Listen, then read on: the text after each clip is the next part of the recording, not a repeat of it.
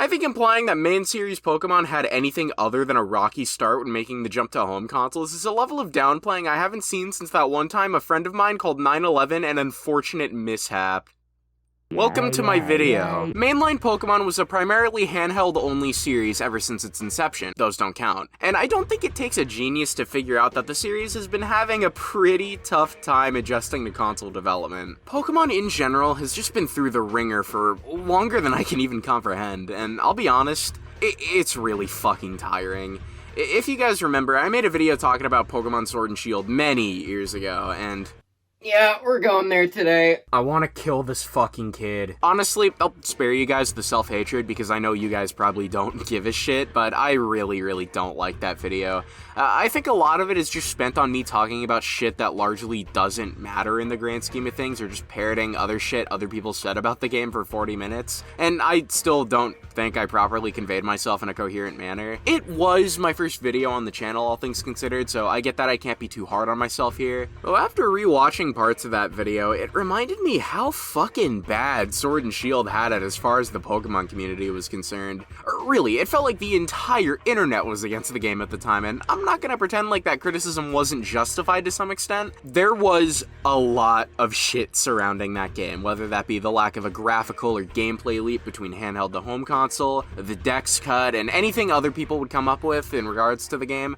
Nowadays, for me at least, guys, I'm gonna be honest with you guys, I'm over these games, and I have been for the past few years. I've considered possibly revisiting Pokemon Sword and Shield some other day, but that's not what you guys clicked on this video for. My point is, ever since the focus on home consoles for the series has seen a lot of ups and a lot of downs. Like, genuinely, it's been so fucking rough, and while we have seen some good, it's definitely not been anywhere near close to what the series used to have. At least, as far as the general public is concerned. So, where does one go from here? Yeah, people didn't like this one. People fucking hated it, actually. Now, listen. I know this shit's been done to death by now. If I wanted to just go ahead and make a video about these games, avoiding the controversy and the bullshit, I would totally do that. Though, me personally, I can't really do that without feeling like I'm ignoring a massive fucking elephant in the room. Though, I myself find this conversation super fucking tedious anyways, but we'll get to that in a second. For now, Pokemon Scarlet and Violet came out on the Nintendo Switch in 2022, and I personally think that they're pretty solid games. Yeah, you know that already because you clicked on this video, but ultimately, I find these games to be super important for the series overall. They are a massive push forward as far as mainline Pokemon is concerned. Though, these games very infamously run like dog shit in probably one of the worst cases of a blatantly broken game launch that I've ever experienced. Though, that's only really true nowadays, and as far as the Nintendo Switch is concerned. Yes, by virtue of the inevitable passing of time, us Nintendo fans finally have a console that doesn't cry and whine and die the second you tell it to run a game over 30 FPS.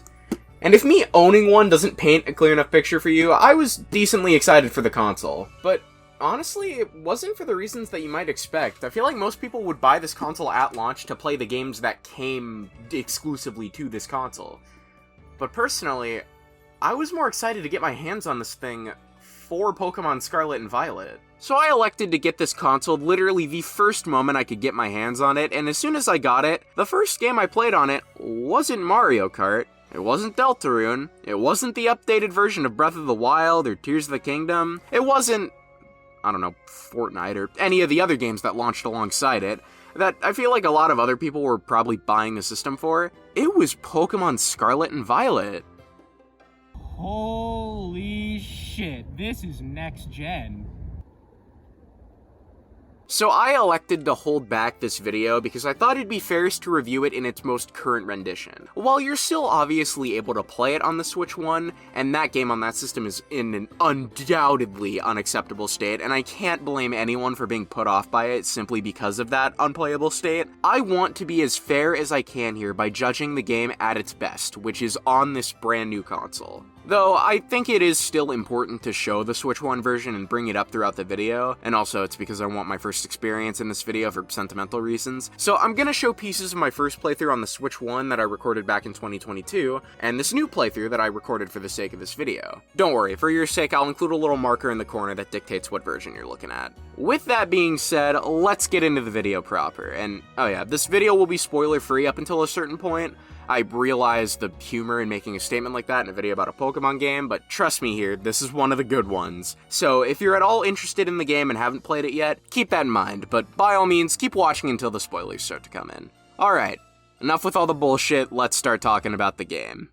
Now, I'll be the first one to admit that despite the fact that I really do like these games, Pokemon Scarlet and Violet have a really awful opening portion, and I think it sets a pretty shit first impression. You have to slog through a really slow, really boring opening that takes roughly 2-ish hours to get through. Trust me, I've played the game 3 times, and I promise you, it was annoying all 3 of those times. Though, if it wasn't for the fact that the intro felt so unbelievably slow, the game overall looks like shit. It looks like shit. I'm just gonna be honest here, it looks like fucking dog shit. And if we go back to the Switch 1, it runs like dog shit too, for good measure. And look, I'm just gonna get all this out of the way now because like I said before, ignoring it feels wrong to me even if the Switch 2 version exists, because some people either don't want a Switch 2 or can't afford one, and let's face it here, the Switch 1 is the most popular console on the market right now. So that version of these games are unfortunately always going to be the most accessible. And I'm not gonna sugarcoat it here, the fact that the game was allowed to release in that way is genuinely unacceptable. And I want to make that fact as clear as I can. I absolutely loathe the fact that the game was allowed to be released in this way. This is the lowest of the low for Game Freak, the Pokemon Company, and even Nintendo, honestly. And if it goes without saying, people fucking hated it. And that's perfectly understandable, because the game was horribly optimized for the Switch 1. And when that's the only platform that the game was available on for 3 years of its life, I don't think I need to tell you how horrible of a look that is. I think the fact that this is what Pokemon, the biggest media franchise in the world, considers to be something that they could release at full price in the state that it was in, that's fucking despicable. Though, even with all that, I think that these games are still incredibly solid despite all the obvious flaws that plague it. I could go on and on about how I think Pokemon overall, I think, has caught a lot of needless shit because of the simple fact that these games have been releasing at a below AAA level. And while obviously I'm not going to deny, there's not really a good reason for these games to be releasing at a lower standard than other games in the industry, but ultimately, I find this talking point so exhausting. Most of the time, whenever I hear passing criticism about Pokemon from people in my day-to-day real life, or god forbid, online, it's usually just people going, "Guys, look at the tree! Look at the building! It looks ugly!" And honestly, that's just a great way of telling me that your opinion means absolutely nothing to me. Whenever I play these games, I'm not looking at trees or fucking buildings the entire time. I'm just playing the fucking games, dude. And when I play these games, I still see a lot of heart, innovation, and fun to be had here. So I'm able to look past the bad, and that's enough for me. I could go on and on and on with all the issues that I have about the way Pokemon games are handled and released nowadays, but I think that discussion would ultimately just bog down this video because I want to cover Scarlet and Violet, not why Game Freak is Hitler or whatever. I'll leave a whole bunch of stuff up on screen though, pause if you care, but ultimately, I'm not gonna try and convince everyone why Pokemon games are secretly misunderstood or whatever, and Daddy Game Freak needs to be treated with way more respect. I don't give a fuck about that. I only care about my own experience with these games here and accepting the games for what they are rather than what they aren't. And with the amount of noise out there surrounding this series, I think that mindset is what keeps me sane every time I see Jerkoff Grifter number 6761's take on why Junichi Masuda is terrible. Sorry for the rant, I've just not really had the chance to talk about that stuff at all, and I've wanted to say something about it for quite some time now. And also, like I've said before, I feel like it would have been pretty strange if I didn't bring it up in any way, shape, or form. I'll get off the soapbox now and we can finally talk about the games that you clicked on this video for. And with that, I hope that I can show you exactly why I believe that the assertion that Game Freak is lazy is categorically untrue, because beneath the 3 miles of bullshit there's a good-ass game in here somewhere, and I think that the Switch 2 version of the game was able to give it the second chance it so desperately needed. So anyways, getting back on track, the beginning of this game is rough. The game takes its sweet time giving you your main objectives. You pick your starter, you meet your rival, Nemona, and are then told that you have to go to school. In this game, you're a student, and given what your character looks like to start off, I think it's safe to say that there's a nice spot on the top of the flagpole with your name on it. You don't have a choice though, but on your way to school, you find this unknown Pokemon washed up on the beach, and after one of the slowest and most annoying fetch quests I've ever experienced in a video game, you and this Pokemon make it up to the lighthouse with Nemona where you meet this other character, Arvin. You continue on your way and eventually you're right in front of the campus and you see this group of students giving this girl Penny a hard time. Not to worry though, as you so graciously give your position on the flagpole to these pricks, and finally, you make it to school. And it's here when you're given the main objective of the game. The director of the academy, Clavel, sends everyone at the school on a treasure hunt, which basically tells every student at the academy to just go all around Paldea on an adventure looking for something that they truly treasure.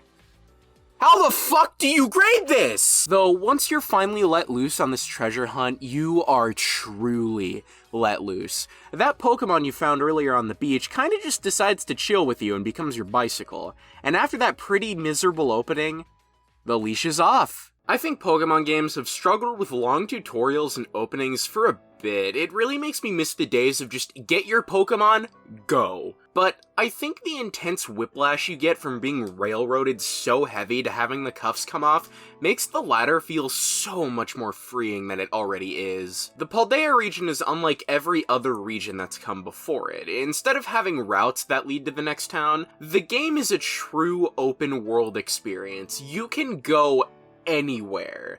Now, honestly, I really like the Paldea region design-wise. Like, I think it has some pretty notable landmarks like Levincia, Cascaratha, Glaciado Mountain, Casaroya Lake, Asado Desert, and I think the open world design lends this adventure to feel the grandest that it ever has. I've never really had an issue with the more linear design in Pokemon games. Hell, I more so prefer it if a game is linear. But hey, in Kanto and Johto, after a certain point, the linear design is more so a suggestion there, so I guess this isn't really a new concept for Pokemon. Though, after how egregiously linear Sword and Shield's region was, with it literally being a straight fucking line, I think a shakeup like this was more than warranted. The open world layout of the game just really makes this adventure feel like it's yours more so than any other game in the series has up to this point, but there's another element in here that brings out those childhood memories too, as this is also the first time that there's been a Pokemon game where you can actually truly share your adventure with other people. You can meet up with up to 3 people at literally any point during your playthrough and just hang out. This effectively just allows you to go on your entire adventure with a few friends, and wholeheartedly, I think that this boosts the game's overall vibe tenfold. While it's a bit buggy at points, it's something that I can overlook simply due to that fun factor. I remember many moments that were entirely built around the fact that you can do this. I was playing this game initially with my friend Luggo whenever it came out, and he wanted a Dunsparce on his team, so to get one, the two of us spent a bit of time trying to sequence break over this river in the South Province, all to catch a Dunsparce, and then later on in his playthrough, his Dunsparce evolved, which completely caught him off guard as he really wanted Dunsparce to evolve, and therefore his Dunsparce earned itself as a permanent member on his team.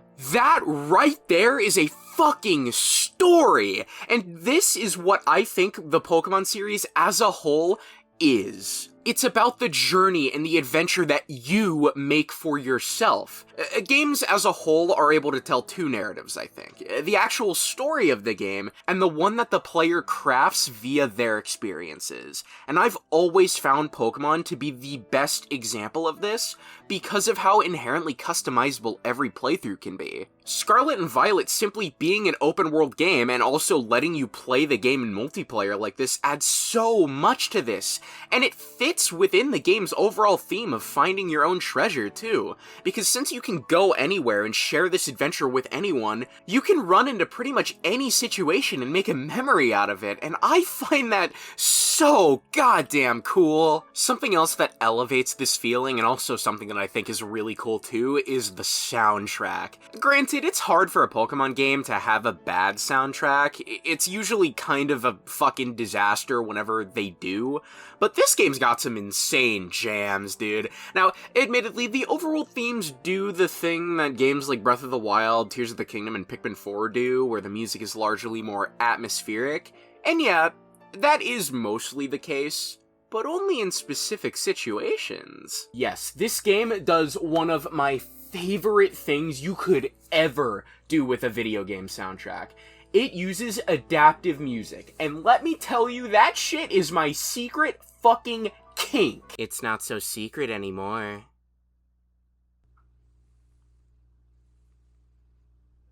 Please don't do anything with that information. I'm gonna touch you. No! There are so many little variations for every single song in this game. Like, let's take the South Province theme, for example. Whenever you're just walking around normally, it takes on a very pretty sounding, almost ambient piano theme, which I love. This is probably one of my favorite songs on the soundtrack, if I'm being real, and it's not even that bombastic or anything, it's just really nice.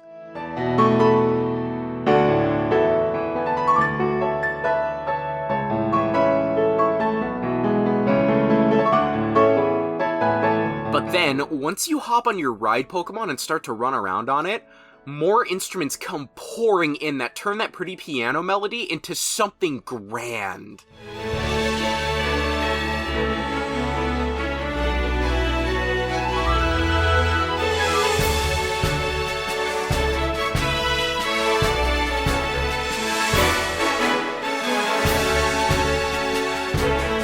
And whenever you enter a town here, different instrumentation comes in to add some different flavor into the area you just entered.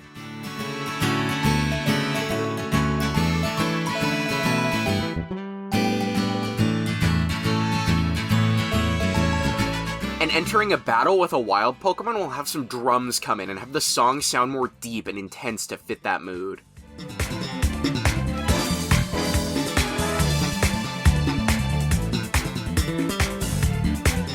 This is one of the first things I noticed in my early hours with the game, and it's one of my favorite aspects of it to this day.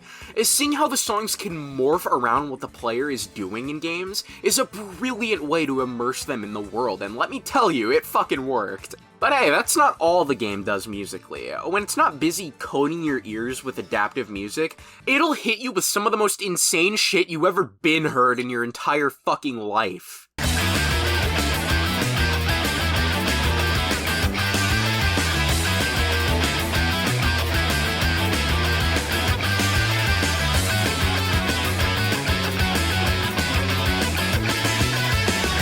And because I'm white, I'm gonna take this time to mention that Toby Fox, creator of Earthbound, worked on the OST for this game. That's right, he graduated from a simple guest composer in Sword and Shield to an actual core part of the team. We love an underdog.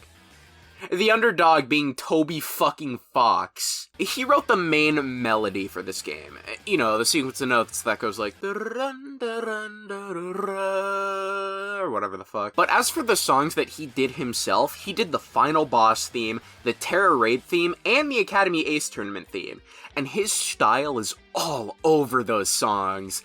He's a brilliant addition to the team, and I hope he sticks around going forward. I really would like to see Toby Fox in some other Pokemon games. Though, with all this positivity about the game, there's still a lot to notice that you can't really ignore here. I mean, obviously, Paldea isn't the prettiest looking region, for one. Even on the Switch 2, textures are really muddied and ugly looking. Don't get me wrong, the boost in the resolution and especially the frame rate make playing this game infinitely more manageable on the eyes and stomach, but that's kinda like the bare fucking minimum. And I think overall, visually, it stacks up about as well as your average PS2 game.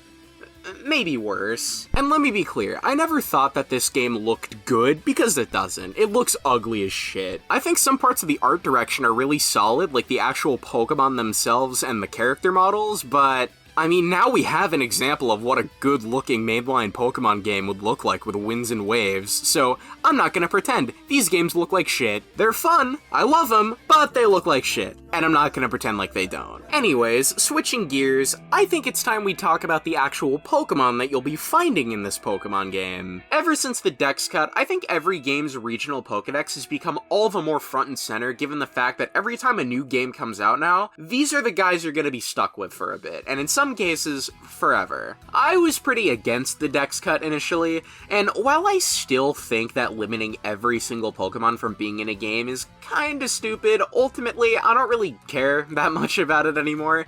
In fact, in some ways, I actually think it benefits the game design a bit. Like, in competitive battles, for example, it forces players to get creative and find niches to fill with the Pokemon that are available in the game, which makes the game much more interesting. And whenever more Pokemon get added to the mix in general, I just think it kinda makes competitive a bit more boring because, well, you can fall back on those historically solid picks. Though, obviously, not everyone plays competitive. I only really dabble every now and then myself. Though, like I said, I think the Dex cut does more to bring attention to the Pokemon that you can actually obtain in these games, because they're the only ones that you're gonna see. Personally, I think whether or not a Pokemon game has a good regional Dex can help uplift the quality of the games.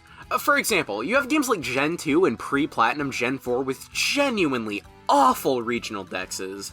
Though on the other side of the spectrum, you have Black and White 2, which have a really damn good regional dex that give you a lot of variety and can let you really cook if you know what you're doing. Scarlet and Violet, though, I think are kinda down the middle here. I think pretty much most of the new Pokemon introduced are really solid, honestly. There are so many new Pokemon in this game that I fell in love with almost immediately. Like, off the top of my head, Quaquaval, Kilowattrel, Farigiraf, Scovillain, Lokick, Cyclizar, Koraidon, Annihilate, Goldengo, Baxcalibur, Tatsugiri, Toedscroll, Houndstone. There's even some designs in here that I wasn't super big on initially, like Meowscarada and Tinkaton, but I've really come around on them in recent years. They're pretty good too. And like I've said, I've played the game 3 times, right? And there are still Pokemon I regret not being able to use. There are just so many cool Pokemon here that I think I can say with full confidence, this is one of the most solid generations for new Pokemon designs. So much that on my first playthrough, I elected to use entirely new Gen 9 Pokemon on my team, which is something I don't really do very often. And I had a lot of fun getting attached to these new guys and seeing how they work. A Scovillain being a Fire-Grass type is such a cool combination that I'm happy that we finally got. A Baxcalibur brings with it some really cool gimmicks as a pseudo-legend with Thermal Exchange and Glaive Rush. Quaquaval seems pretty divisive overall, but fuck you guys, I love him. He has so much personality and is really fun to use. Seriously, Aqua Step boosting speed every single hit is dangerous shit, and if you give this thing Moxie, it can become a terrifying sweeper if left unchecked. Also, the game's box legendaries are really good too. A Koraidon and Miraidon are not only really cool designs for legendaries, but the fact that you effectively get to spend the entire game with these Pokemon riding and adventuring alongside them is really cool. You can't battle with them, but considering how integral they are to getting you around the Paldea region and how they're characterized in each of the story paths, it really feels like you have a 7th party member with you throughout the game. And I think that's such an interesting idea. I was so endeared to my Koraidon to the point where I think it might be my favorite legendary Pokemon now. What isn't there to love about these guys, honestly? The game also gave a lot of love to some Pokemon who sorely needed it. Like, Bisharp getting an evolution was such a surprise, and it makes me happy that Gen 5 is getting a lot of love. Primeape evolving into a really strong and really cool looking fire and ghost type that directly calls back to its Sun and Moon Dex entry was so fucking sick. I'm a Gen 7 cuck. I live for that shit, dude. And them continuing to fix Gen 2's dog shit Pokedex is always welcome with new faces like Farigiraf and Dunsparce. Really cool designs all around. So overall, this is a pretty solid dex as far as the newcomers are concerned. But as far as the older Pokemon fare, it's a little more on the whatever side of things, honestly. On my second and now third playthrough for this video, I elected to mix in some older Pokemon with the new, just to get an idea of how team building would work if you were to do that. And while it's not, like, egregiously awful or anything, I think on those 2 playthroughs, I was consistently feeling like there were some pretty meh options for the most part. That's certainly not to say that there aren't any good older-gen options in this game, though. There absolutely are, but man, a lot of these picks are kind of boring, aren't they? I think a lot of the options that they chose either blow complete ass or, again, are fucking boring. Like, seriously, if any of you guys used a Gyarados in Scarlet and Violet, lock your doors! While the Pokemon that you can use in these games leave a little bit to be desired at points, they added a lot of cool ways in which you can use them. Firstly, I just want to say, whoever decided to add auto-battling into this game, I love you. No, seriously, I love you. I love you, seriously! I love you! This is such a convenient mechanic that makes topping off your levels so much more convenient. And I also really like how they carried along the way moves are handled from Legends Arceus, where you can just change out moves on the fly whenever you want. I think this adds a lot more modularity to your team, and it makes it so you can more efficiently plan out fights. It's a great addition all around. However, one thing about how the Pokemon are handled in this game that rubs me the wrong way is, like with every game since Sword and Shield, the EXP share is mandatory. While personally, I don't really mind too much because I fully think that the EXP share is just a quality of life thing that makes grinding overall less annoying, I've always thought that stripping people of the option was really stupid, and I also think that taking away the ability to choose between set and switch styles in battles was unbelievably dumb too. In previous Pokemon games, you could turn off the ability to switch out your Pokemon after you knock out an opponent, and personally, I've always thought that turning that off makes the game a lot more fun, as by keeping it on, you give yourself way too much control, which makes fights less fun in my opinion and makes them so much easier. And like, even though you can't turn it off in this game, I always elect to not switch out simply because I find that more fun. But let me be clear, the fact that my own restraint has to be the solution to this problem is stupid. I don't care if it's just I press B every single time I kill a Pokemon now. Removing the option is dumb. Game Freak, stop removing options like this. Some people like to play these games in specific ways, and by you guys removing them, it pisses people off, and it makes the game worse off for it. Speaking of, for some reason, opponent trainers don't use potions to heal their Pokemon in battle anymore, which, again, just makes battles easier and less engaging. I get that this is a Pokemon game, and I have my expectations a smidge too high. Like, clearly, these games are shifting to be a bit more towards the casual crowd and children. I realize I'm not exactly the target audience gameplay-wise anymore, and yeah, I get that. If I want an RPG that'll put up a challenge, I'll just go play a Shin Megami Tensei game. That aren't these ones. Though even with the stupid changes and removals that just make the game easier, I still think that this is probably one of the more difficult Pokemon games in recent memory. It's not like super Hitler or anything, but like some of these fights have pretty mean sets that can catch you off guard and hard counter you if you aren't careful. The Fire Team Star Boss, Mela, for example, uses a Torkoal with Drought to combat the obvious play there that would be bringing a Water type. Or the Electric Gym Leader, Iono, actually utilizing the game's central battle mechanic, Terastalization, in a way that completely shuts down the ground type while still boosting electric type moves. Oh right, I think it's about time we talk about this game's namesake battle gimmick. Since Generation 6, it's kind of become standard to expect a battle gimmick to come along with the new games. Gen 6 had Mega Evolution, Gen 7 had Z moves, and Gen 8 had Dynamaxing. And now we've come to Terastalization. This might be a hot take. Personally, I easily think that Tera is the best of the bunch. Like, it's not even a competition in my mind. Mega Evolution, you know, it was a cool idea that introduced some cool shakeups to existing Pokemon, but they either gave them to already good Pokemon and made them way better than they had any business being, overcorrected too far on bad Pokemon so hard, but not in a permanent manner, which just hurt them more in the long run when Megas went away, or, if you were Garchomp, genuinely just made you a worse Pokemon. Dynamaxing, I thought was a fun idea, but it was simultaneously both more and less present than Mega Evolution by letting every single Pokemon take advantage of it, but only limiting it to gym battles and other specific story battles. And Z-Move... Nobody gives a shit about Z-Moves! Terastalization, however, while admittedly looking pretty goofy, it makes itself the most prevalent throughout the game, which I think is wholly to its benefit. Though, what is Terastalization?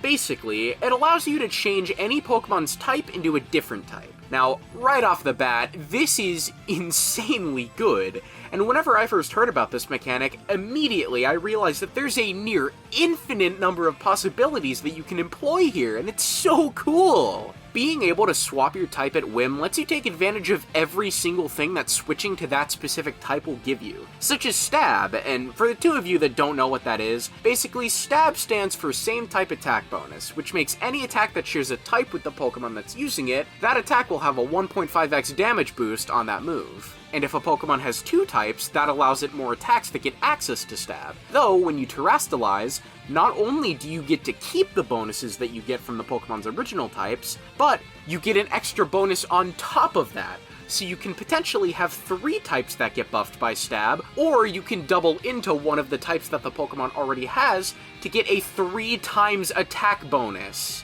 So for example, if I have a fire type and I Terastalize it into a fire type, I essentially get a double stab bonus on every single fire type move, dude. It's so sick! You just said stab bonus. You're saying bonus twice, dumbass. Okay, asshole. Well, if you don't want a stab bonus, you can also use Terastalization in a defensive matter, too. Say, for example, you're about to get hit by an electric move and you're a water type. So, what if you Terastalize into a ground type? This allows you to sack that weakness and turn it into a full-on immunity. Or, hypothetically, if you have a dual typing on a Pokemon and you know it'd be better to sack one typing as a defense and place all of your chips on one of those types, you can do that as well.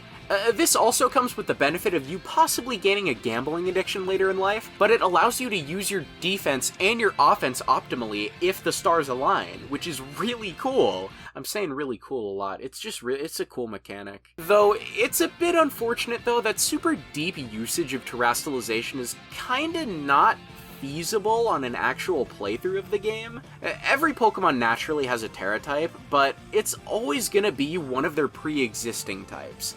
If you want to get a Pokemon with a different Tera type, you're gonna have to do one of 2 things. Catch one in either a Tera raid battle or by finding a wild Tera Pokemon. The latter of which spawns a pretty shallow pool of encounters and their Tera type is always fixed. But you can manually change a Pokemon's Tera type, though by doing this, you have to do a lot of Tera raids to get these Tera shards, and at that point, I just start to wither away in my fucking seat. This takes so goddamn long. Might as well talk about this now. These Tera raids are basically the replacement for the Dynamax raids in Sword and Shield. Those were cool as an idea, but I personally found them nauseating to get through because of how slowly paced they were. Battle pacing in Pokemon has always been a problem, and I think anyone who remembers the Titan Claw fight in this game can agree with me on that. Tera raids, however, these are actually a lot more fun. Now, the way these work is that every single trainer in the raid is on a timer, and you can act whenever it's your turn on that timer.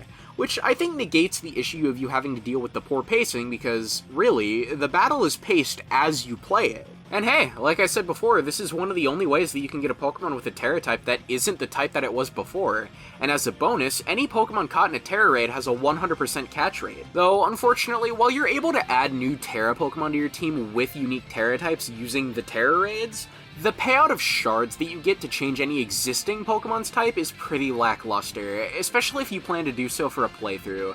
You have to get 50 shards to change a Pokemon's Tera type, which I think is way too much. While I do firmly believe that Scarlet and Violet are the games that have their central battle mechanic the most apparent in the main story, I wish changing Tera types to really maximize the usefulness in all the ways I detailed earlier was easier, as I think that modularity adds a lot more player expression to your team and how you battle. I really hope that the next battle mechanic, whatever it's gonna be, will have better modularity and lend itself to easier customization on a casual playthrough.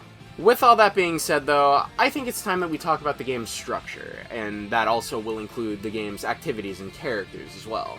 And like with everything else I've mentioned thus far, that includes a pretty good chunk of good, and also a pretty unfortunate chunk of bad as well. And I think the best place to start in regards to all of this is the traditional gym challenge. Every mainline game, Not this one!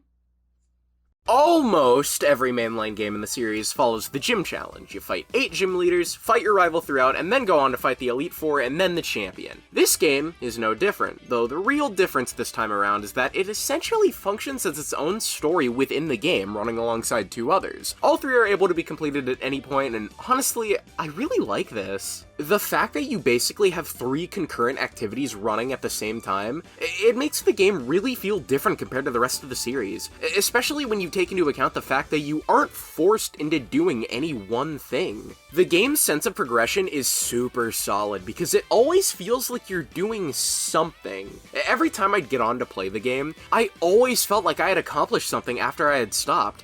And that's done not only by pushing you further along on one of the 3 story paths, but depending on which one that you complete, you're given a new reward. The Gym Challenge will raise the level your Pokemon will obey you at, like always. Path of Legends will give you a new ability for your Ride Pokemon to increase your traversal abilities, and Starfall Street will give you a bunch of TMs for you to craft for your team. Side note, I was pretty against them making TMs single use again in BDSP, but I love the way they're handled in this game.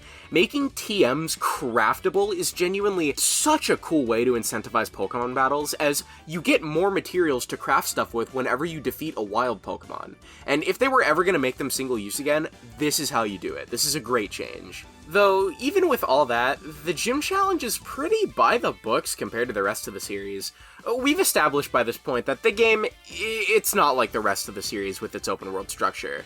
So how does the Gym Challenge make the jump? Poorly. See, I think the biggest thing going against the Gym Challenge in this game is that you can do the gyms in any order. I realize I just praised the game's open structure for the activities, but there's a fatal flaw to it. While on the surface, this doesn't really seem like a problem, especially considering the context of the game. And like I mentioned earlier, this isn't even the first time that they've done this. Whenever I played Red, I accidentally fought Blaine before I fought Koga, and doing that, it gave me a pretty unique memory with that game. Though, even with that game's context, I'd hardly call it good design there, and I don't think it's good design in Scarlet and Violet either, and for one specific reason. The gym leaders' levels do not scale with your party, and this is an issue with the other 2 storylines in the game too. Their levels are curved in a similar way to how they would be in a more linear Pokemon game. So functionally, the fact that you can do the gyms in any order doesn't even really matter in the end because you just risk going up against something that's way over your level at the moment. This is genuinely stupid game design, and I'll never understand how they came to this idea, because it kinda just trivializes the idea of you can go anywhere you want, because you're really just gonna have to be jumping back and forth throughout the game, jumping from one point on the map to the other if you don't want to be over-leveled, while also looking at a proper gym order list on the internet, not even going off of what the game fucking tells you. What do y'all know about Pokemon Origins? For those who don't know, it was an anime released back whenever Pokemon X and Y came out. And it's a retelling of Pokemon Red and Blue, and what I would like to show you is a very quick scene. It's whenever Red fights Brock at the very beginning of his adventure. It's a very quick scene, but it's important, trust me. We're gonna watch it real quick. Have you got any badges? Badges? No, I don't have any. I see. Well then, I'll battle you with these 2 Pokemon. Now tell me why, please, tell me why, in this game, why the fuck did they not just do this for the Gym Challenge? This is Pokemon, what the... This is bullshit! My friend owns that. Genuinely, why? I've been thinking about this exact clip ever since I found out about this design choice, and the fact that there is a genuine solution to this in official Pokemon media that came out a full decade before Scarlet and Violet boggles my mind. This not only gives you the benefit of an in-universe reason for their team scaling, but it also completely negates the issue that letting you do the gyms out of order spawns in the first place. While this is harder to write an in-universe explanation for with the Titans and the Team Star bosses, who gives a fuck? Just let them scale without any mention of it. Ultimately, I don't think an in-universe explanation should really hamper a better game design choice. However, even though I take issue with the structure of the gyms, and I also think the gym missions are pretty fucking dumb too, the fights themselves are pretty damn solid. While some of them are kinda just cakewalks, especially if you pick Fuecoco, like, Jesus Christ, this thing is practically made for every single encounter in this fucking game. And whenever it evolves into Skeledirge and gets Torch Song, it's actually just over at that point. I'm the Super Bowl MVP! I'm the Super Bowl MVP! I'm the Super Bowl MVP! Yeah. Though, excluding that, I think that this is one of the more memorable bunches of gym leaders overall. Either because they either have fun designs or personalities, they have a really interesting fight, or a bit of both. I mentioned it earlier, but Iono's fight having a Pokemon that walls the ground weakness you'd expect an electric type to have by using Levitate and Terastalization to her advantage, that's really fucking cool. And while that is, unfortunately, the only time that I think Terastalization is used in a unique way in a story fight, it's still cool regardless. I also just really like Iono as a character too, I think she's really funny. Rhyme's fight being a double battle, and also just having a really memorable atmosphere with this fucking guy is a highlight. And we also got Larry. Who doesn't love Larry? Though, honestly, I think the most memorable character throughout the storyline is actually your rival, Nemona. Each storyline has a central character that ties into the whole thing, and Nemona is probably my least favorite of the three, but I still really like her. Whenever you first meet her, you find out pretty quickly that she's the champion. A champion. Okay, so Paldea handles champions a bit differently. If you compete in the gym challenge and take down the top champion, you're considered a champion of the region, blah blah blah, whatever the fuck. With that status, though, Nemona becomes a bit of an outcast. She's obsessed with battling and has garnered a reputation for herself for that. But because she's so much better than everybody else, this gives everyone a more negative outlook on her. But whenever she first meets you, she sees that potential in you almost immediately and decides to become your rival to bring out that potential. At the end of the day, she just wants someone to battle with her. She just wants a friend. And the lengths that she goes to make that connection with you is actually really sweet, honestly.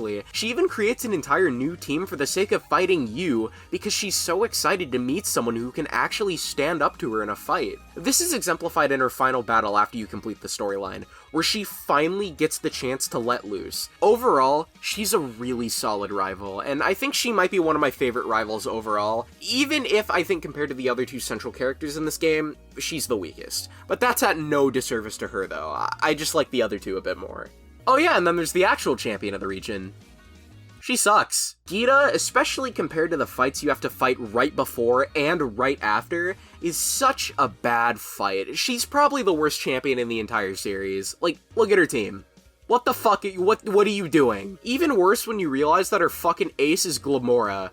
I'm not gonna stay on this topic for too long, but Jesus Christ, this fight is just not very well designed. You could completely change how this fight plays out if you just swap the order of Pokemon that she sends out. Have her send out Glamora first, which can activate Toxic Spikes when you hit it, and then give you something to worry about for the rest of the fight, and in turn, make her ace King Gambit. A Pokemon with an ability that raises its attack damage depending on how many Pokemon on their side have fainted by that point. In Geeta's case, that would mean a 50% power boost. This one change would make this fight so much better, but whatever. At least the storyline doesn't end here, and it ends on a fight that actually feels climactic and fun.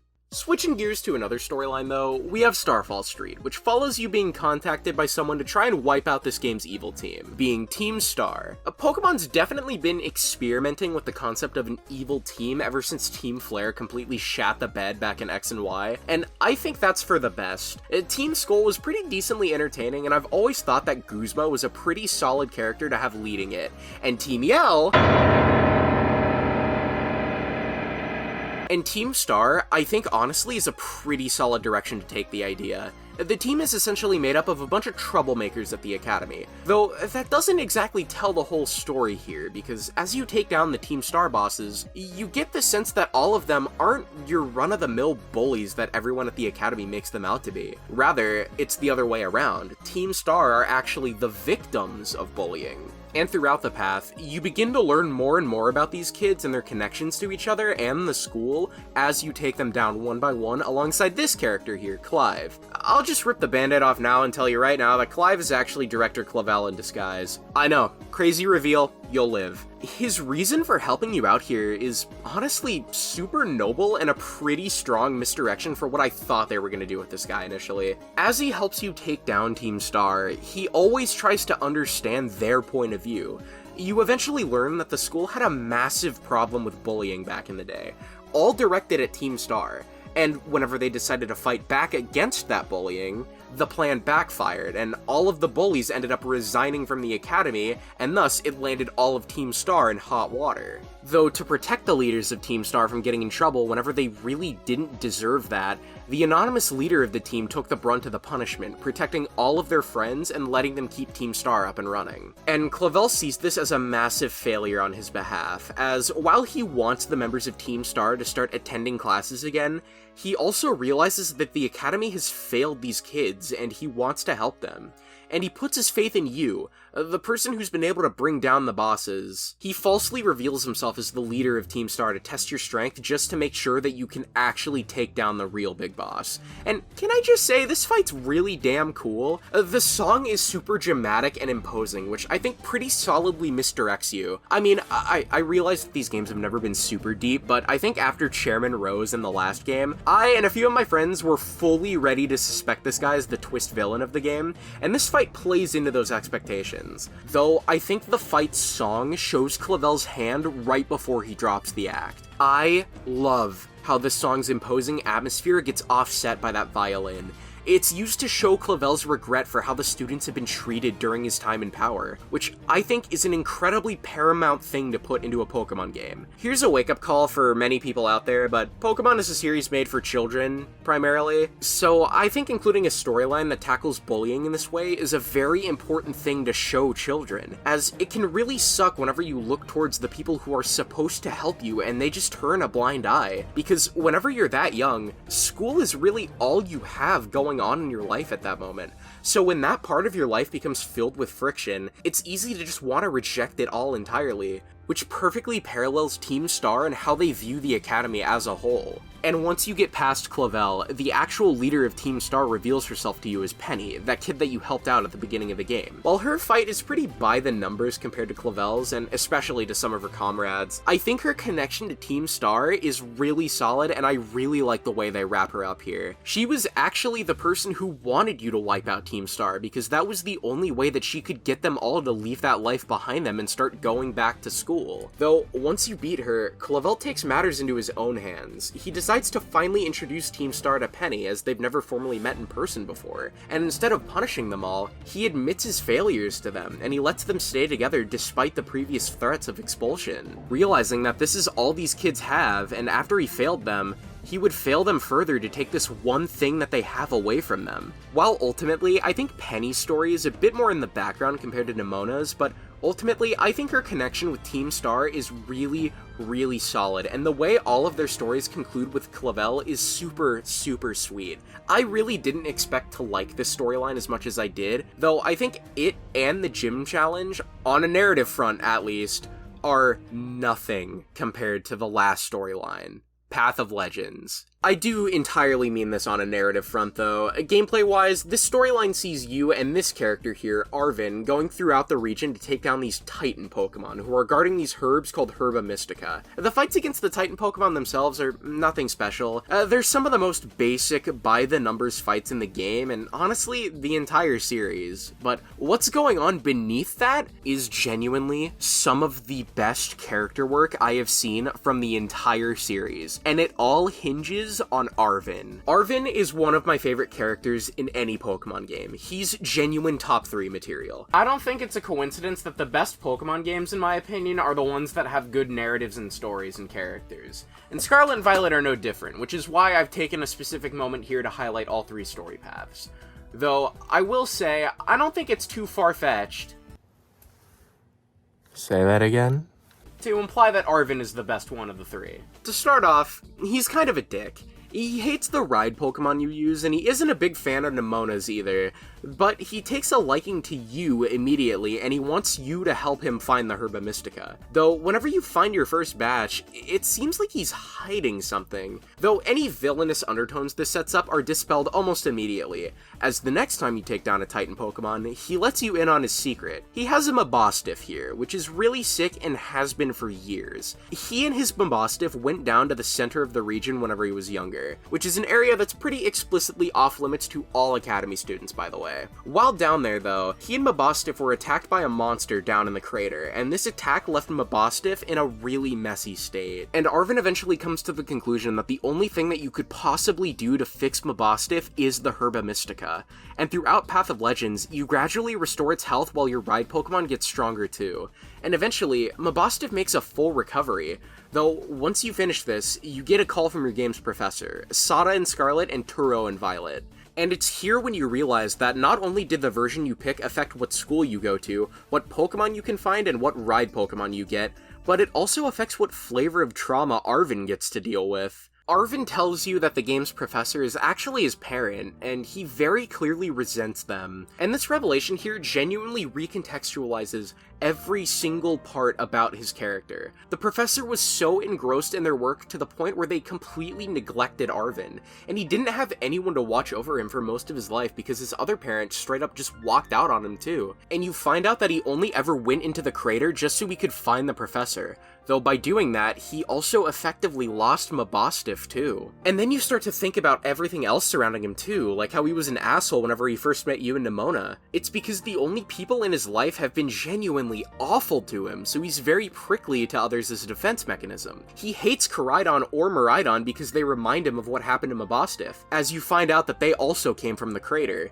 And while he warms up to them throughout the game, he still has some deep-seated resentment for them by the end that won't go away no matter how much time passes. Even his main fucking character trait ties back into this. He's very into cooking, and that's a big aspect of his character. He makes the Herba Mystica into these sandwiches every time you beat a Titan, and his team, excluding Mabostiff, are all based on things that you would traditionally cook and eat. He carries a backpack full of cooking utensils all the time, and whenever you go into the lighthouse, which is where Arven fucking lives, by the way, you see that the stove and the cooking materials in there have been used recently while all the other shit in there has gone untouched. It's a fun little character trait that he holds close to him, and many other characters in the franchise have things like that. Though, the thing is, because nobody else was around, it's pretty clear that he wasn't taught how to cook.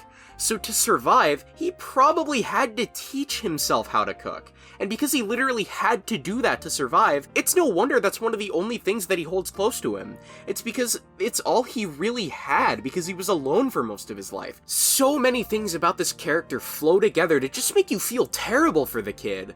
Though, as you play through the game, whenever Mabostiff is cured and you finish the storyline, you get the sense that Arven's been able to open himself up. I mean, he's hanging out with you, which is a massive step from hanging out with nobody, and he very clearly values that relationship with you too. He treasures that bond that you formed, which actually segues perfectly into the finale of the game. Oh yeah, by the way, there's spoilers throughout the rest of the video. If you just want to hear my concluding thoughts about the game, click here, to this timecode right here. But, for the rest of the video, there's just gonna be fucking spoilers, so, yeah, leave if you don't want to hear spoiler, get the fuck out of here. Transition. Pokemon Scarlet and Violet have a very unsubtle theme about finding something that you truly treasure, and while what you may come to appreciate is always going to be up in the air when it comes to these games, something consistent about all three storylines is that the central character comes to find the same thing that they treasure. You. Nemona finally meets someone who shares her skill level in her favorite hobby. Penny meets someone who's able to save her friends and even help break down her shell a little bit to even meet them. And Arven is able to make his first real connection that he's ever had. All three of these characters come to treasure their time with you throughout their stories, and they all tell you that they'll be there for you no matter what. So it really works out that at the end of Path of Legends, you're given a very, very important mission. The game's professor lets you know that you have to go into the Great Crater of Paldea for something very important. Though Arven doesn't want to go down there with just the two of you. So once you beat all three storylines, they all converge by having all three central characters meeting up with one another to go on one last adventure. Though, even though all three of them like you, they don't really like each other that much. Penny and Arvin almost immediately pick out bits that they don't like about one another, and Nemona's just kind of there, but she's having fun, so it's okay. This attitude isn't dropped when you make it to your destination either, which, holy shit, Area Zero is so fucking cool. It's just so fucking cool, dude. I don't care, man. This is one of the most bizarre yet interesting areas in any Pokemon game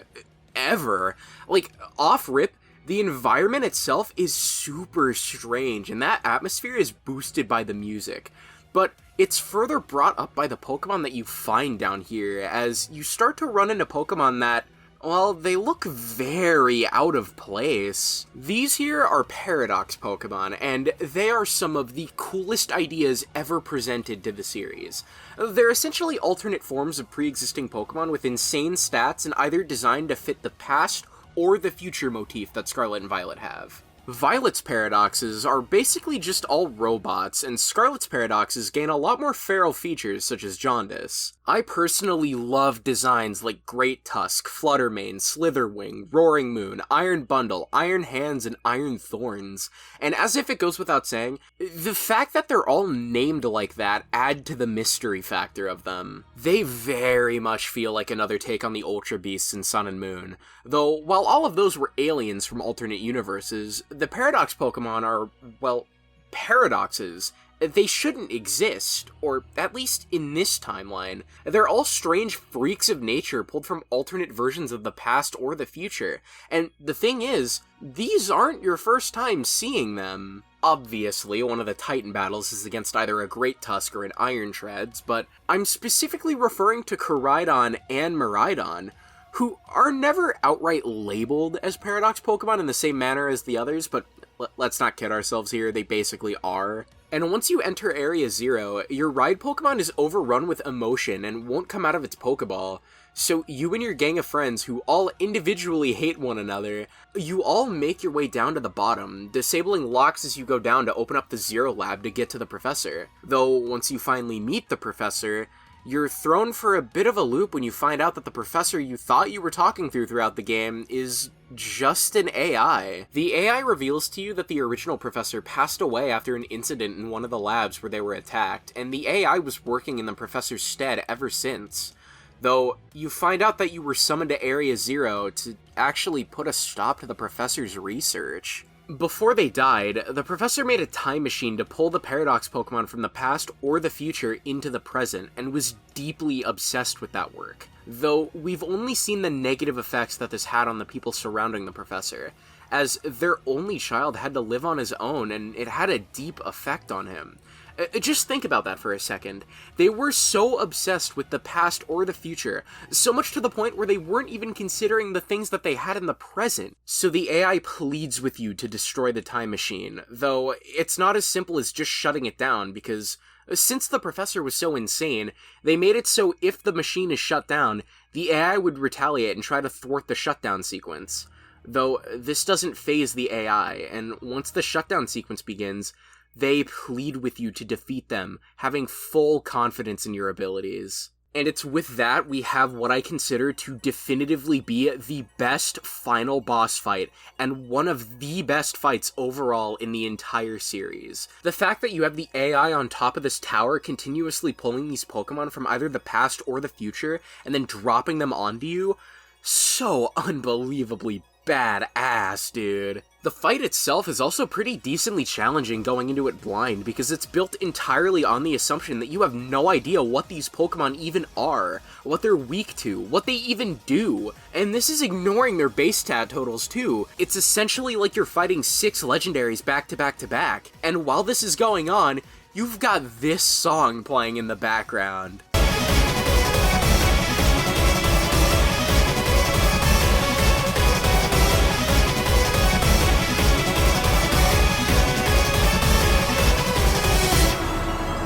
I don't think it's much of a stretch to say that this is the best finale in the entire series. Out of the truly mainline Pokemon games, this is one of 2 to to throw an inversion on what the final stretch of a Pokemon game should be like, and it's all the better for it. And once you defeat the AI, it throws out one last gambit in an attempt to stop you. The AI locks every Pokeball that isn't registered to the professor's ID, and then proceeds to send out a second Koraidon or Miraidon, which leads to one of the coolest segments in any Pokemon game ever. You throw out a Pokeball, yet it just hits the floor. In fact, none of your balls will open. You're thrown into a battle where you have no way to defend yourself. Though, thinking about it, you do have one Pokemon that can fight. It's one that's been with you throughout your whole adventure, one that bonded with you separately from your party and is now your last hope. So you throw out your Koraidon or Miraidon, and it's finally able to show you its true potential. I like to think that it watched you do all these things for it throughout your adventure, and even though it didn't want to face these things in Area 0, it knows that because since you'd go the distance for it will fight for you. And so it does. Now, yeah, this is a scripted fight that you can't lose, but given the fact that the previous fight was actually pretty difficult, I think that this section of the fight being scripted is fine. It's supposed to be about the spectacle, whereas the last fight was all about the difficulty. It's okay to have a victory lap here, I think, and once you take it home, the professor's officially lost, and since the AI is effectively tied to the time machine, it elects to sacrifice itself by using the time machine to take itself through time and effectively destroy it. Though this also destroys Arven. He finds out that his parent, who died while being so obsessed with the past or the future, and the closest thing he had to a parent just sacrificed itself just to ensure his and his friend's safety.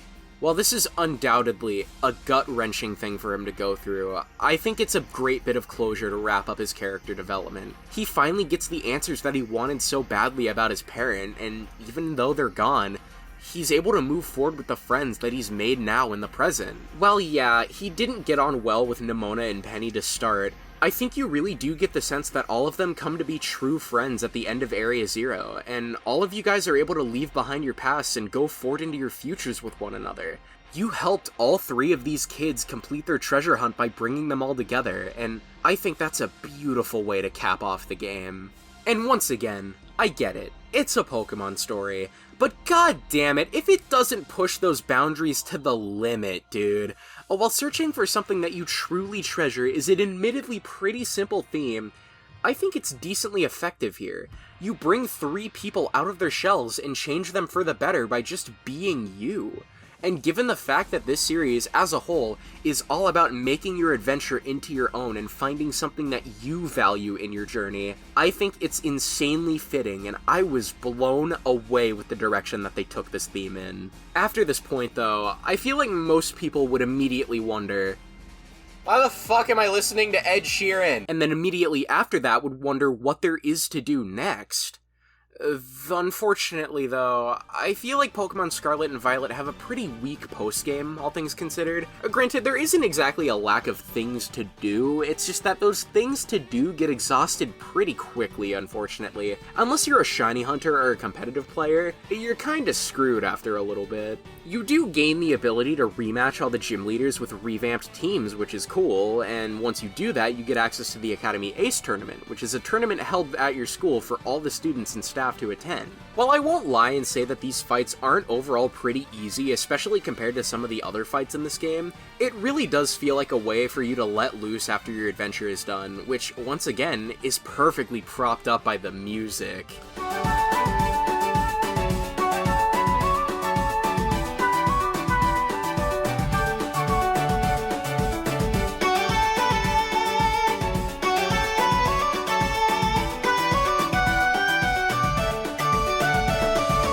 I had to make you guys listen to that one. This is my favorite song in the fucking game, easily. I love this shit. Outside of that, you can also hunt down this region's legendary quartet, who I honestly think are one of the coolest groups of legends that we've seen in quite some time. Hunting them down is something that you get to chip away at throughout your adventure, as to free them from their ruins, you have to remove these stakes in the ground that are placed all throughout the region. It's something for you to work at alongside everything else that you were doing in the game, and your payoff is getting to fight a legendary Pokemon. Though, that's kind of where it ends, and honestly, I think the lack of a battle facility here really hurts this game's postgame in a pretty big way. Sword and Shield had a really lackluster postgame too, I'd even go as far to say it's worse, but the game at least had a battle tower, which, while admittedly pretty basic, especially compared to the Battle Frontier and the Pokemon World Tournament, or hell, even the fucking Battle Tree, it was something. The Academy Ace Tournament, I guess, fills that role, but at the same time, no it fucking doesn't. It's not treated like a proper battle facility with restricted rules and all that, and there's no ladder to climb. It's just fights for the sake of fights, and while I can have some fun with that, it's no replacement for an actual battle facility. Whenever I was done with the game, I really wanted to wring it for all it was worth because I really did love it. And there were things here that had me coming back to it. There were Terror Raid events that happened, and even some that had exclusive Pokemon that you couldn't normally catch in the game. One of the coolest being Paradox versions of Suicune in Scarlet and Virizion in Violet. And I lightly got into the competitive scene in this game, and I completed the Pokedex, which I found to be pretty fun. And I even gave the game an entire second playthrough because I wanted to try and fully experience the game in multiplayer with my two friends. Though ultimately, my want for a battle facility didn't die down. I figured that the game would get DLC just like Sword and Shield, and I was praying that they would answer my call in that DLC. We don't always get what we want in life, though. I want Tulip to get remastered. That's not gonna fucking happen, though.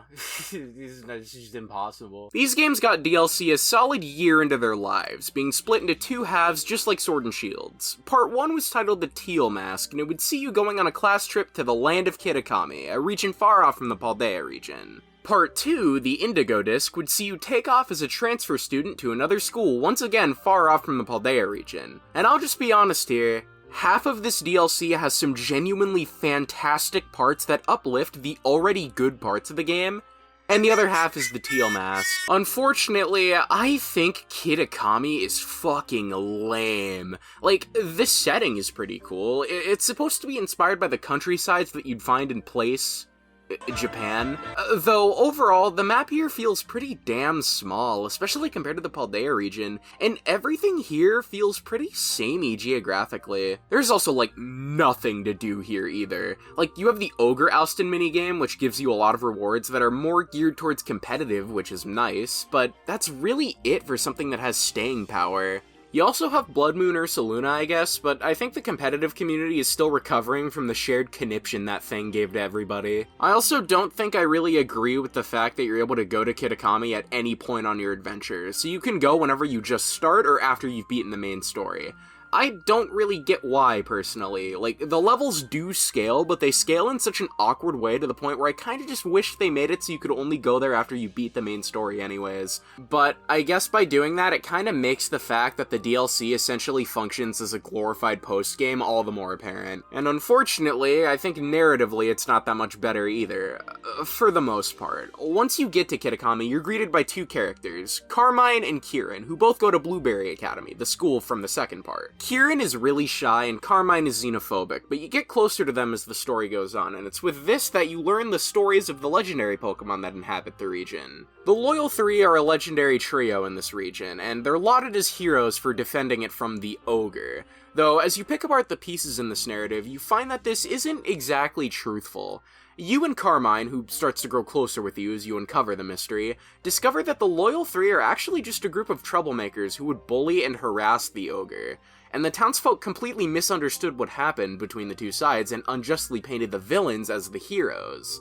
I think that the ideas present here are undoubtedly very cool, though those ideas are unfortunately hampered by the fact that most of the story in this DLC is strung together by a bunch of fetch quests. It's just a lot of going from one place to the other, and it's a far cry from the base game. Yeah, I was bitching about the level scaling earlier in this video, but you know, the game still overall felt open. Kitakami, region-wise and narratively, doesn't feel open. It's very linear by comparison. And even though I like the ideas that were being presented here, I couldn't really be asked to care because of how boring it felt to trudge through to get to those points. Though I think that's only really true of the stuff that you yourself are doing, as there's a character in this story that far and away steals the spotlight, and it's Kieran. Kieran's an actually pretty interesting case here because his arc is carried between both parts of the DLC. And I realize I've been saying this a lot in this video, but I think this character is also up there as one of the best in the series. If you've noticed so far, there's a very unsubtle theme in this DLC about masks. I think the fact that the main legendary Pokemon of this DLC's gimmick is wearing masks, it kinda gives it away, but it's present throughout a lot of the narrative details here. Carmine introduces herself as a bit of an asshole, but you start to hang out with her and she becomes a pretty solid friend. The Loyal Three are treated as heroes when in reality they're anything but, and Ogerpon is the inverse of that. And Kieran is the most interesting depiction of this in my eyes. You meet him and you think he's just this really shy kid who just so happens to have an affinity for battling. But you notice one particular thing about him after every battle. He really doesn't like to lose all that much. He gets visibly upset every single time you beat him, and combined with the fact that you're hanging around his sister all the time and low-key excluding him from helping you, this starts to really get to him, and this all culminates right as you're about to catch Ogerpon, who Kieran actually had some affinity for. Where everyone else hated her in the stories, Kieran was the only one who picks up on the fact that Ogerpon was innocent, and he respects her for standing her ground in the stories. In his mind, because he relates to her, he thinks that he deserves Ogerpon, so he fights you for ownership of her. But it's in this fight that we really see that he's gone off the deep end. After losing to you over and over and over again, you feel something has changed within him right from the first moment the battle starts. The shine in his eyes is gone, and the music used in his battle theme went from a decently upbeat and fun theme like this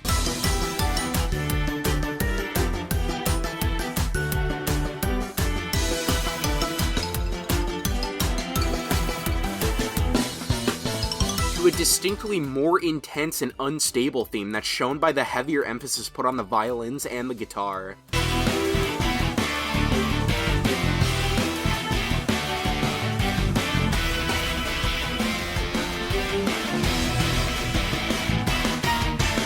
And you can even see his desperation in his team, which is actually built somewhat competitively.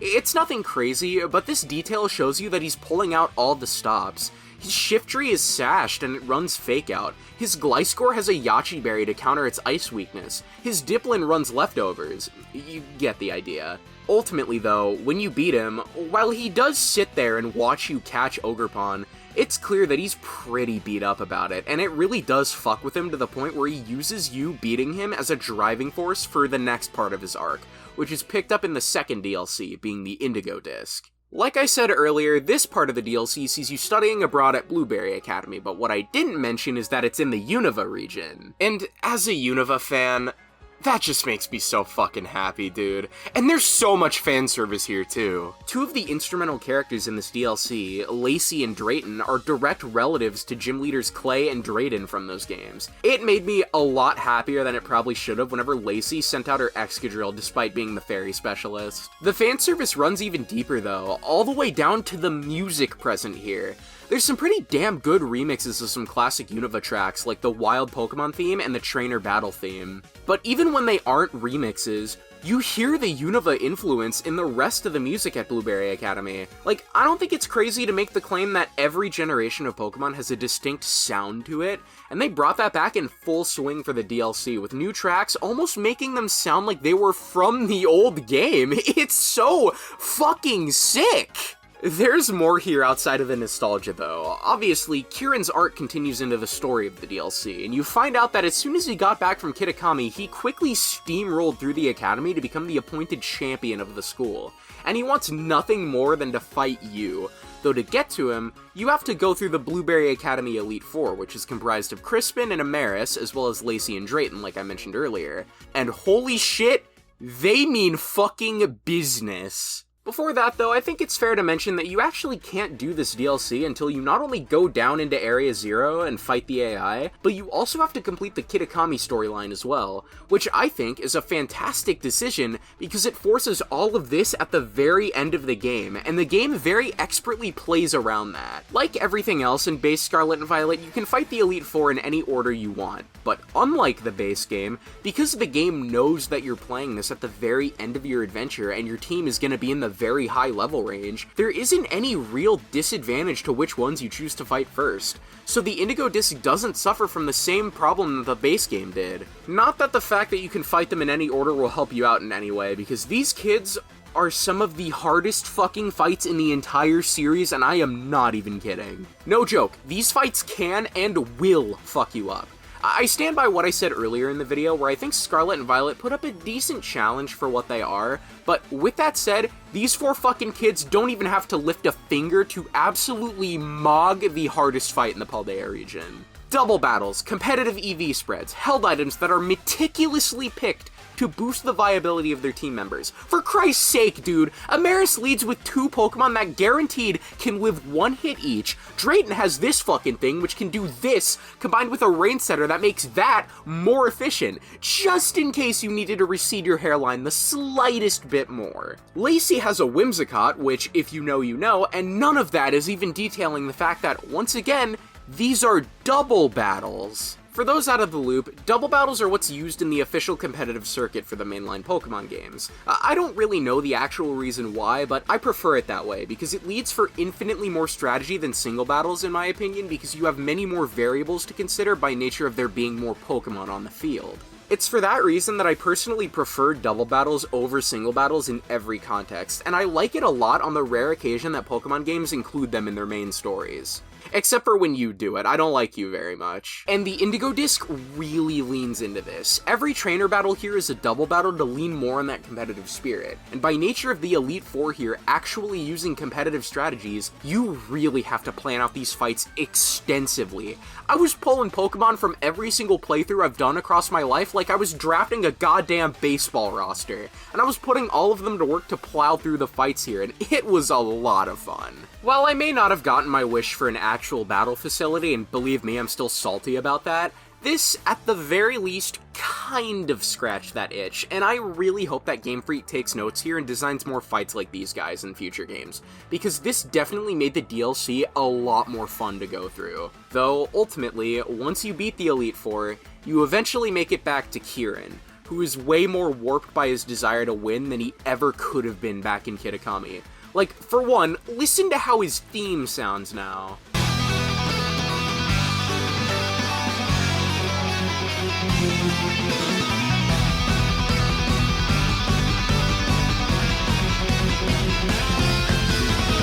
This immediately sets the tone, and that tone is followed up on right away once you get a handle on how he's battling now. Bro leads by setting Rain with Politoed, which just replaces his Poliwrath he had back in Kitakami. He cuts a team member and brings in the strictly better version of it just so he could take advantage of super powerful moves that can just straight up delete your Pokemon off the field if you aren't careful. He brings a Grimmsnarl to set up screens before your team can even move. For God's sake, the kid has a goddamn Incineroar! Kieran is so creatively layered as a character. Like, they're using aspects of the Pokemon franchise as a whole as a background to one of their characters, and it's fucking awesome! He was so blinded by the want to beat you because he loved battling so much to the point that he pushed himself to become the best that he could have been. Though, because of this, you get the sense that he enjoys battling for a very shallow reason. He only went this far just so he could beat you. Someone who just came into his life and, in his eyes, completely shifted the world around him and beat him every single time he tried to stand up for what he wanted. It almost feels like he only wants to win because at this point, he feels like he has a point that he needs to prove, and every loss just fuels that rage even more. So whenever you beat him, it fucking destroys him. You humiliate Kieran in front of the entire school. This community that he's built up a reputation for himself in sees that he isn't untouchable, which adds more and more contempt for you onto everything else you've done to him. This, somehow, goes even further whenever you enter the finale of the DLC. You're tasked to return to Area Zero with Briar, who oversaw the— I don't fucking give a shit about Briar. I don't care. You're told to go looking for the hidden treasure of Area Zero, and hearing that this quest has the possibility to get him closer to another legendary Pokemon, Kieran tags along too. Though, once you come across the treasure, Kieran gets in over his head and awakens the legendary Pokemon, Terapagos. And right off rip, it starts to walk towards you. Though, seeing his chance, and possibly still upset over his regret for not catching Ogerpon, he Master Balls Terapagos immediately and turns around to battle you with it. And he doesn't even want Terapagos for the sentimental reason you wanted Ogerpon. He wholly just wants Terapagos for its power because he thinks that it can beat you, though Terapagos grows unstable and breaks free from Kieran's control, and therefore, it's now your job to stop it. This fight against Terapagos is potentially up there for one of the best moments in the entire series, right up next to the finale in the base game. It sees you having to fight for your life to hang in there as you try to quell Terapagos while Kieran just sits there. He finally realizes that in his search for power, he's just made everything worse, and he shuts down. He doesn't listen to Carmine or Briar's pleas to jump in and help you. And to be fair, I don't think I'd listen to them either. I forgot the two of them were even there, to be honest. However, he does listen to one person, and it's the last person that he'd probably think he'd ever hear that encouragement from.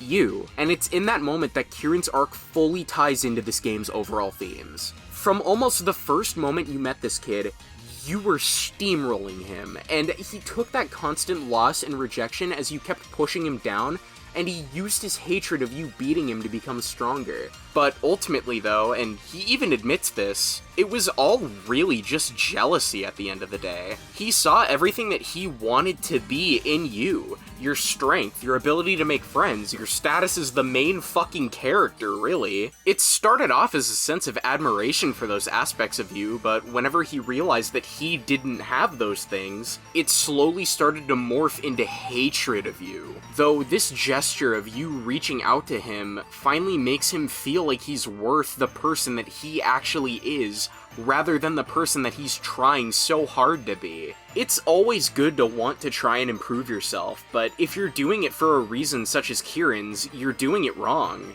He only did all of this because he wanted to prove that he was better than you, but now, you definitely get the sense that he's a lot more content with his lot in life. And he realizes that the people around him treasure him because, well, he's him, and not this person that he was trying to be when he came back to Blueberry Academy. I really like how Kieran's character basically functions as a narrative foil to basically everything that happened in the main game, because there, you bring 3 kids out of their shell and give them something to treasure being you, but here, it's really about Kieran learning to treasure himself. And it's with that I think Kieran is the best character in the entire series, and I'm not joking when I say that. And I think that is a perfect note to end on, so I think it's about time we wrap things up around here.